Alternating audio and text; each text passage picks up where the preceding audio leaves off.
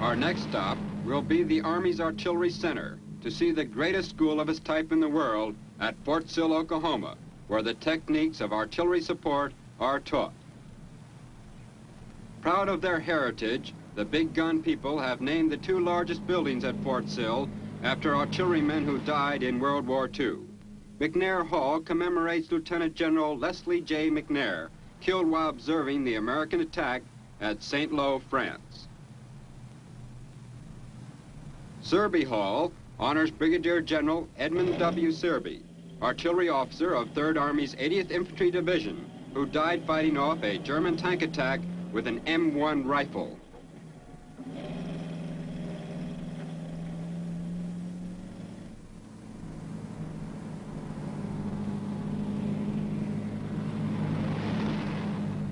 We leave the main part of camp and head out toward the firing range.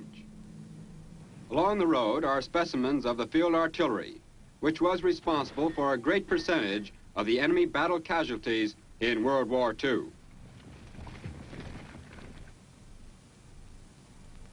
We pass artillery trainees practicing the tracking of targets by means of radar.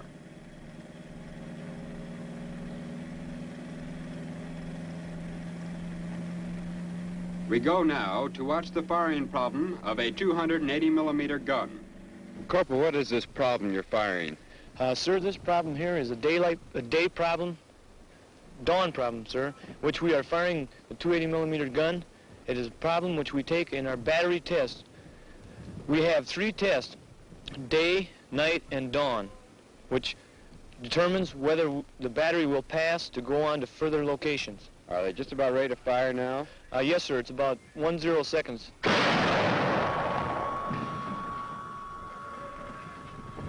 That's a pretty smooth operation. Yes, sir. And that weapon is very smooth. It has 2 recoils to it. Well, now, what would you say, standing back here, how that looked to you? Is that a good fire? Yes, sir. That was a very good fire, considering the terrain and different locations of the weapon and different things about the weapon. That was a very good shoot. But there will have to be some tabulations made before you know whether you're on your way or not to a new location. Yes, sir. We have umpires in the area which are scoring us on every movement we make. We cannot go out into the open. We have to stay underneath trees and such things as that. They check everything we do. Thank you very much, Corporal. It's nice to talk to you. Yes, sir. Another part of Fort Sill is gaining attention these days. The big picture camera visits the Army Aviation School, where the sky is dotted with training planes and the increasingly popular helicopters.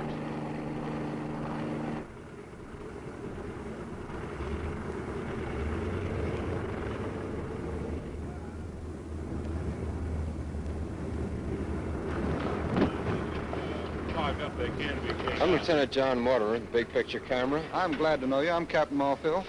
Sir, are you instructor here at That's right, yes. Army Aviation School? I wonder if we could interrupt you for a moment. Oh, certainly. Lieutenant Phillips, will you excuse us a minute, please? We'll be right with you in a moment. Fine. We'd like to find out about some of the activities going on here at the Aviation School. On our way out, we saw all these planes up in the air. How do you control so many aircraft at one time? Well, the best way for that would be to go to the control tower at Post Field itself. Oh, fine. And we can see the Let's do traffic that. directed there.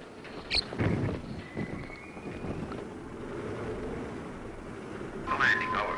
Roger, 982, 10 south for landing. You're cleared on the left traffic. Landing runway 35, surface winds north, northwest 20, gust to 35. The altimeter 3014, check turning base, over. Post, this is 6982, turning base for 35, over. Roger, 982, have you in sight. You're clear to land, over. 6982. PFC Morioni, I'd like you to meet Lieutenant John Mortimer of the Big Picture. Good morning. Sir, how are you? You certainly keep that traffic unsnarled upstairs. Thanks, Lieutenant. We try. It gets kind of rough sometime, especially when our classes go out and we have about 30 or 40 aircraft to contend with in 5-second intervals. Well, how many would that say in a month be, landings? Well, it's hard to say. Sometime we forget. Well, now, where do you get all this training here? Well, sir, when we first come here, we're put on the job training for 30 days, and then we're sent to school. I went to Olathe Air Station in Kansas, and some of the others went to Keesler Air Base in Biloxi, Mississippi. And after that? Well, then we come back here and we're put on the job for about 6 months to see if we're suited for it. Well, what if you're not suitable? Well, then you're put in some other aviation job so that your training won't go to waste. Why are you smiling?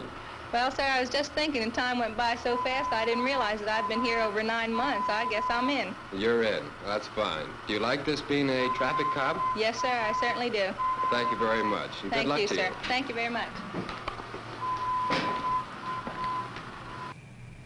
Army 6982, this is Post Tower, over. Come on over on this side of the tower, Lieutenant, and we'll see some of the students trying out their wings. Now, these planes are practicing short field landings and takeoffs. That's the takeoff barrier right there. That's right. Now, this plane taxiing in position. Will hold his brakes, run up his throttle, and he'll release his brakes, keeping his tail low.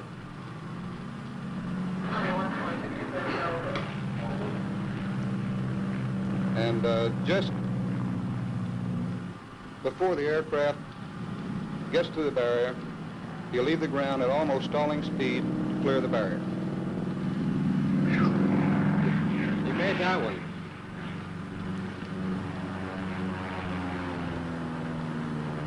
Now, besides taking off, they land for this efficiency That's type. right. Now, you look right over here, and you have another aircraft which is going to make a short field landing over this simulated barrier. And when they're through with this type of training, they're all set for practically any type That's of right. field. The simulated barriers here will make this pilot efficient enough to go into short fields over trees, houses, or other actual obstacles.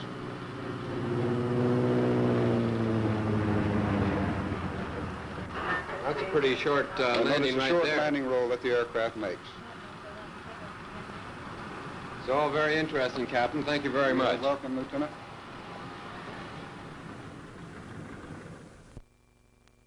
As part of their curriculum at this school, pilots also receive instruction in tactical and instrument flying on all kinds of Army aircraft.